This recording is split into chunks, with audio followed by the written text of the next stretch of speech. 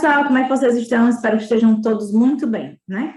E vamos para a nossa aula de redação da semana. Vamos falar hoje um pouco sobre literatura de cordel, né? Resolvi botar um pouquinho da história da literatura de cordel, né, nos nossos slides, para que vocês percebam como foi que ela surgiu, né? E quem são também os cordelistas mais famosos daqui do nosso Nordeste, certo? Então, primeiro vamos ao slide, né? Conhecer um pouquinho da história do cordel, né? A história da cultura popular do cordel. E depois vamos para o livro didático, certo? Me acompanhem aí, galerinha.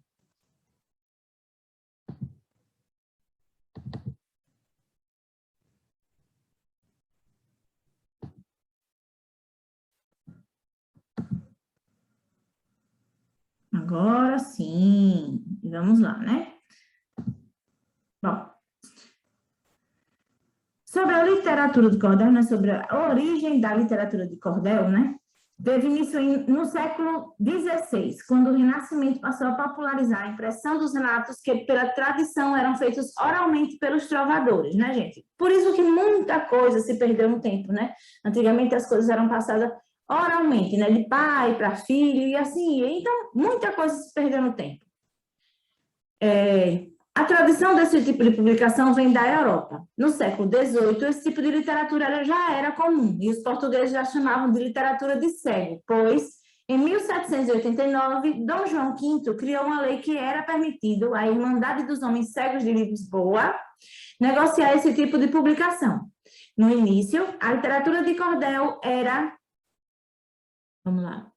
Também tinha peças de teatro, né? No início, a literatura de cordel também tinha peças de teatro, como as de Gil Vicente, as que Gil Vicente escrevia.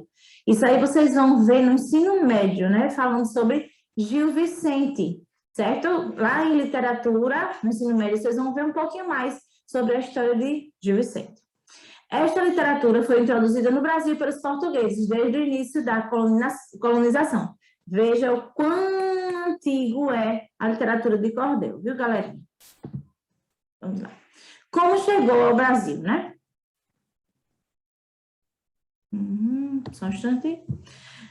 Foi no século XVIII que a literatura de cordel chegou ao Brasil, chegou no nosso país, né? Durante o início da colonização, os portugueses trouxeram e, aos poucos, ela começou a se tornar popular.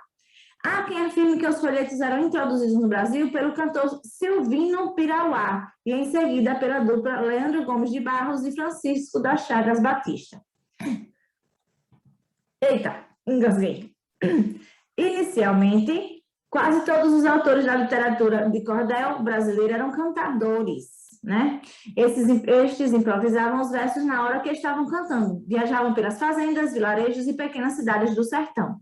Né, gente? Então, o cordel, ele se confundia um pouquinho com o desafio, né? Que hoje em dia, quem vai, assim, às vezes, na aula de Aracaju, à noite, às vezes tem lá os repentistas, né?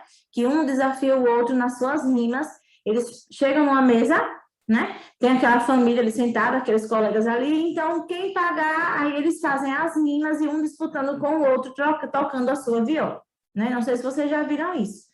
Mas, quando vocês forem em Aracaju, na orla à noite, ou em qualquer cidade do Nordeste, né? Geralmente eles cantam nos lugares turísticos mais movimentados, os repentistas, e aí vocês vão perceber que é parecido, né? O cordel com repente, com desafio, certo? E voltamos ao slide.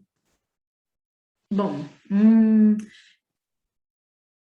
para os escritores desse gênero, é possível ser repórter dos acontecimentos, representante do povo, narrar as histórias de Lampião, de João Grilo, falar sobre histórias de amor. Nos dias atuais, a região brasileira onde temos o foco da literatura de cordel é o Nordeste, né? Os folhetos ainda são vendidos em lonas ou malas estendidas nas feiras populares. Ainda podemos encontrá-los pendurados em cordões. Muitos escritores foram influenciados pela literatura de cordel, e entre eles temos João Cabral de Melo Neto, Ariano Suassuna, né, que é bastante conhecido, creio eu, por vocês, por conta dos seus, no caso, o Alto da Compadecida, né? Quem é que lembra, né?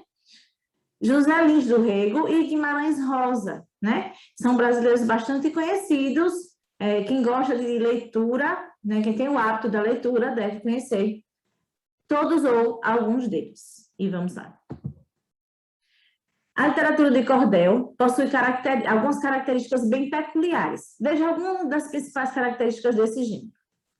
Tradição literária regional, oposta à literatura tradicional, gênero literário em versos, temas populares e da cultura popular brasileira, linguagem popular, oral, regional e informal. Esse tipo de manifestação tem como principais características a oralidade e a presença de elementos da cultura brasileira. Sua principal função social é de informar, ao mesmo tempo que diverte os leitores.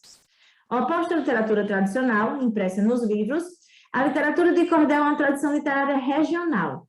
Sua forma mais habitual de apresentação são os folhetos, pequenos livros em capas de xilogravura, que ficam pendurados em barbantes ou cordas, e daí surge seu nome, né? Bom, por isso que é literatura de cordel. Por quê? Porque, geralmente, eles ficam expostos, né, nas feiras, pendurados em barbantes, assim, pelo meio, né? Pendurado pelo meio, ou então com um pregador de roupa mesmo. Né? Eles põem um pregador, aqueles clipes de papel, eles põem o folhetozinho, né, o livreto, pendurado para vender nas feiras livres, certo? E estilogravura, né? Quando a gente fala de estilogravura, a gente está falando de uma gravura que ela é talhada na madeira, como se fosse um carimbo, né? Ele pega aquela madeira desenhada, põe na tinta e faz como se fosse um carimbo no papel, certo? Essas são as estilogravuras, elas são feitas dessa forma. Vamos lá. Em relação à linguagem e o conteúdo, a literatura de cordel tem como principais características a linguagem coloquial, né, que no caso é a que a gente usa no nosso dia a dia, linguagem informal, uso de humor, ironia e sarcasmo, né, temas diversos, folclore brasileiro, religioso, profano, político, episódios históricos, realidade social, etc. Presença de rimas, métrica e oralidade. Agora vamos falar um pouquinho sobre a Academia Brasileira de Cordel, né? Assim como tem a Academia Brasileira de Letras, a Academia Brasileira de que mais? Né? Tem várias academias brasileiras de alguma coisa, né? Vamos falar agora da de Cordel, né? Bom, a Academia Brasileira de Cordel, a Brasileira de Literatura de Cordel, ABLC, reúne cerca de 7.000 documentos, desde pesquisas, livros e folhetos de cordel. Fundada em 1989, né, Karine? Fundada em 1989. Ela está localizada no bairro de Santa Teresa, no Rio de Janeiro, né? Quando vocês veem esse bairro nas novelas, geralmente passa lá o bondinho de Santa Teresa, né? É um lugarzinho mais assim, como é que eu posso dizer? Bem rústicozinho, sabe? Pelo menos é o que mostra nas novelas, né, gente? Eu não conheço não, pessoalmente, certo? O intuito dessa entidade literária é resgatar a memória da literatura de cordel, reunir os expoentes e aprofundar pesquisas sobre a manifestação popular. Em 19 de novembro é comemorado o Dia do Cordelista, em homenagem ao nascimento de Leandro Gomes de Barros, nascido em 19 de novembro de 1865. Em setembro de 2018, o Instituto do Patrimônio Histórico e Artístico Nacional reconheceu a literatura de cordel como patrimônio cultural imaterial do Brasil. Pense, que responsabilidade, né? Aqui, no caso, tem, se eu não me engano, a professora Neuzinha, que ela é cordelista. Eu creio que seja isso, gente. Se por um acaso eu tiver enganado, alguém põe aí nos comentários do vídeo, certo? Vamos lá. A poética do cordel. Por que a poética do cordel? Porque tem cordéis que, no caso, eles são feitos, suas estrofes são compostas por 4 versos, outros por 6, por 7, por 8, né? Às vezes, assim, começa de uma forma, termina de outra, com 10 versos em cada estrofe, ou martelos, no caso, né? Que são formados por decassílabos, que são comuns em desafios e versos heróicos, certo, gente? Decassílabos são 10 sílabas. São 10 sílabas poéticas, não é isso? Então, vamos lá. Quadra, né? Uma estrofe de 4 versos. Sextilha, uma estrofe de 6 versos. Septilha, uma estrofe de 7 versos, né? Que ele, segundo a pesquisa que eu fiz, é a mais rara. Oitava, uma estrofe de 8 versos. Quadrão, os 3 primeiros versos rimam entre si, o quarto com o oitavo, o quinto com o sexto e o sétimo também entre si.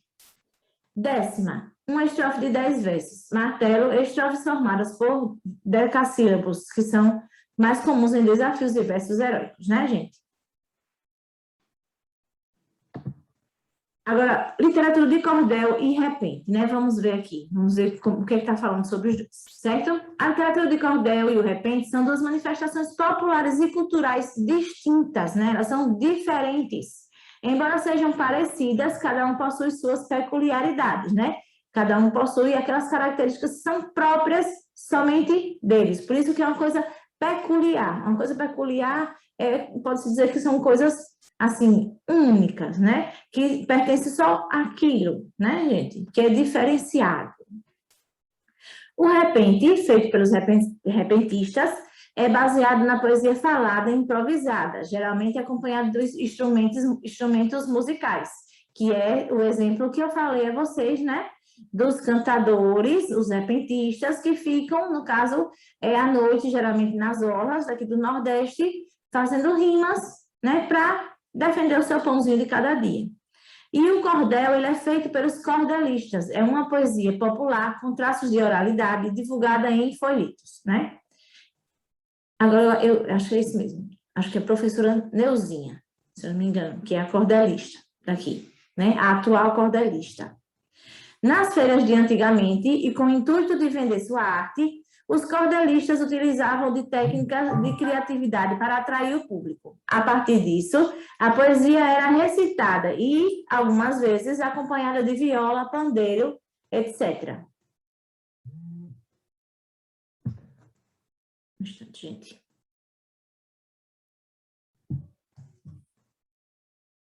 Vamos lá. E dramatizada nos locais públicos como forma de despertar o interesse da população. Foi justamente esse fato que gerou muita confusão em relação ao repente, né? Bom, isso começou há muitos anos atrás, né? As pessoas, por conta da questão da ironia, do humor, e, assim, não tanto o humor, mas a questão mais a questão da ironia mesmo, do sarcasmo, né? Então, antigamente, eles começavam a recitar, e, de certa forma, eles ganhavam a ira, né? De certa forma, a ira dos governantes da época. E aí gerava também um pouquinho de confusão. Vamos lá. O primeiro cordelista a imprimir seus versos foi Leandro Gomes de Barros, 1865 a 1918, um dos maiores nomes desse estilo literário. Seu folheto foi um dos maiores nomes, ou não, desculpa, gente. Seu folheto foi impresso em 1907 e nas décadas seguintes várias editoras de cordel foram surgindo. Outros grandes nomes de cordelistas nascidos no final do século XIX são João Martins Ataíde, Francisco das Chagas Batista. Dentre os poetas nascidos já no século XX, destacam-se nomes como Antônio Carlos dos Santos, Arievaldo Viana Lima, Expedito Sebastião da Silva, José Costa Leite, Manuel Monteiro, Patativa do Assaré, né? E José da Luz. Bom, e aqui também eu coloquei algumas obras literárias, né? Ou melhor, algumas obras da literatura de cordel. Vamos lá. A Mulher Roubada, de Leandro Gomes de Barros, O Menino do Dinheiro em Cordel, de Reginaldo Domingos e José Santos, Desafios de Cordel, de César Obeide, Antologia do Cordel Brasileiro, de Marco Aurélio, Coxa de Retalhos, de Moreira de Acopiara, Mitos e Lendas do Brasil em Cordel, de Nireuda Longobardi, Minhas Rimas de Cordel, de César Obeide, Zumbi dos Palmares em Cordel, de Madu Costa, e Cordéis que Educam e Transformam, de Costa Sena. Bom, aí tem algumas das principais obras de cordel, né? Bom, Leandro Gomes de Barros afirmou na peleja de Riachão com o Diabo, escrita e editada em 1899. Vamos lá ver um pouquinho dessa peleja, né? Aqui, gente, tem a figura de Leandro Gomes de Barros, né? E tem também uma outra obra dele, né? Aqui também, Batalha de Oliveiros com Ferrabras, certo? Mas essa que nós vamos ver esse pedacinho aqui é Riachão com o Diabo. E vamos ver, né? Esta peleja que fiz não foi por mim inventada. Um velho daquela época a tem ainda gravada. Minhas aqui são as rimas, exceto elas, mais nada. Né, gente? Gostaram? Bom, agora nós vamos ler no livro de vocês, né? Depois que eu falar aqui a página direitinho, nós vamos ler um cordel de Patativa do Assaré, se eu não me engano. É isso mesmo, Patativa do Assaré. Bom, atividade, né, gente? Vamos para a prática de leitura, que vamos ler o cordel de Patativa de Assaré, né? Poema de cordel, página 84 e 85, e a interpretação desse cordel na página 85, né, na atividade por dentro do texto. E vamos lá, pessoal, continue me acompanhando, certo? Não irão se arrepender. Bom, página 84, né? Texto 1, poema de cordel. Na autobiografia de Patativa do Assaré, você conheceu parte da vida desse poeta. Agora leia um poema de cordel que ele escreveu em linguagem popular. O poeta da roça. Sou filho das matas, cantor da mão grossa. Trabalho na roça e de inverno e de estio. A minha chupana é tapada de barro. Só fumo cigarro de paia de mil.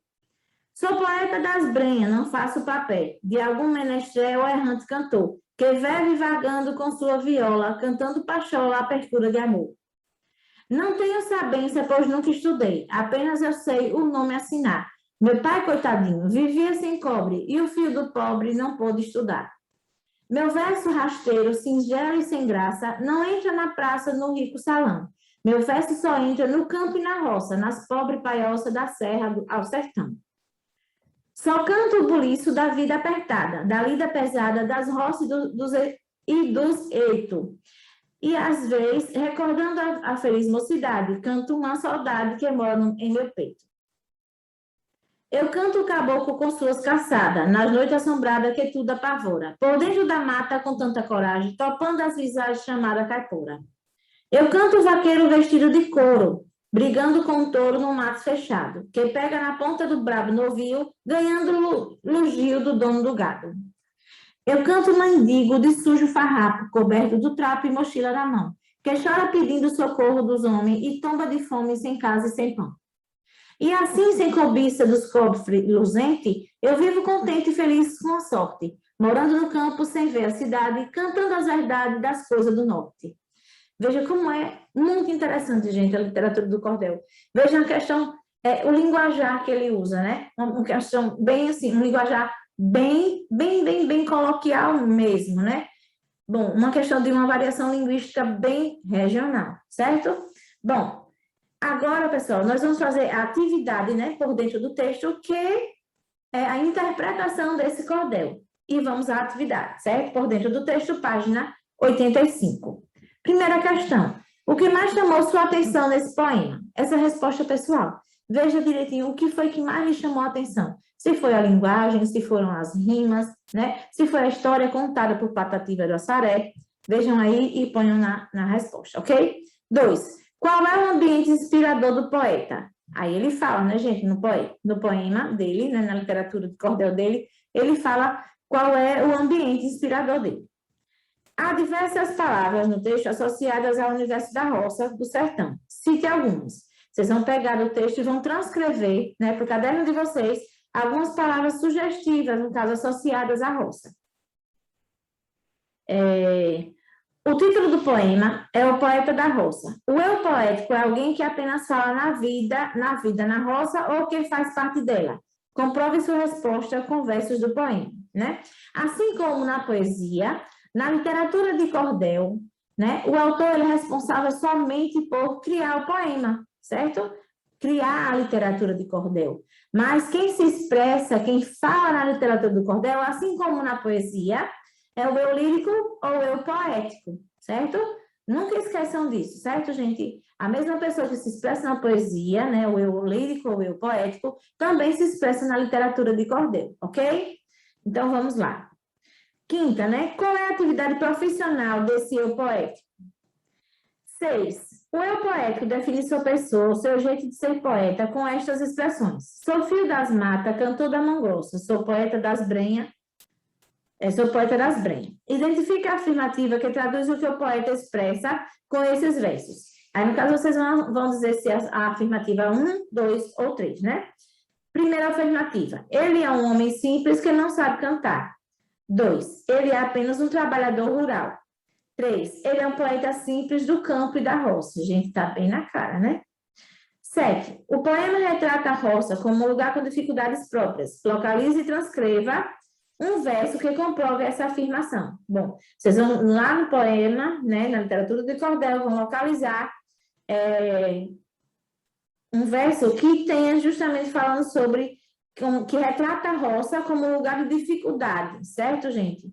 E aí vocês vão colocar no caderno de vocês. 8. Há uma estrofe em que o poeta fala de seres maravilhosos e encantatórios, próprios da crendice popular. Localize essa estrofe, releia e responda. Como o caboclo que o eu poético canta se apresenta diante desses seres? Né, gente? Aqueles seres, né, que fazem a gente... Eu acho que faz o pessoal se perder nas matas, alguma coisa assim, né? Espanta para proteger os animais, acho que é isso. 9, né? O eu poético só canta coisas belas, corajosas e heróicas. E aí, gente, você acha? De acordo com a leitura dessa literatura de cordel, você acha que o eu poético só canta esse tipo de literatura? Coisas belas, corajosas e heróicas? 10ª questão. Quem fala no poema disse ser um poeta conhecido além da roça e do sertão. Copie os versos que justificam sua resposta. Bom, veja se quem fala é ou não um poeta conhecido além da roça e do sertão, né? Que isso aí foi uma pergunta. Vocês vão dizer se sim ou se não. E vão justificar colocando um verso da literatura de cordel no caderno de vocês. Certo, gente? Lembrando, sim e não sozinhos nunca são respostas, né? Nunca são respostas. Eles precisam ser justificados, ok, gente? Porque sim, não diz nada. Não diz nada. Só diz se você concorda ou se você discorda. Mas e a justificativa, né? Sempre tem que ter, ok? Nesse caso aqui, vocês vão justificar com um verso do texto, ok? E nossa aula vai ficando por aqui, galerinha. Mas em breve teremos mais, certo? Lembrando, né? Não vou cansar de lembrar isso. Nós estamos juntos agora, certo? Mas precisamos ainda tomar muito cuidado, certo? Precisamos ainda cuidar de nós, das pessoas que nós amamos. Ainda precisamos usar o álcool em gel, ainda precisamos usar a máscara, manter distanciamento, quase não sai, né? Manter distanciamento e, né, gente, para que a gente possa melhorar isso tudo, para que a gente possa ficar cada vez mais junto, né, voltarmos a fazer trabalhos em grupo, né, voltarmos a fazer várias coisas que a gente agora não pode por conta dessa pandemia ainda, ok? E vamos nos despedir, né? Até a próxima semana, né? Um abraço apertado, um beijo no coração e até a próxima, com fé em Deus.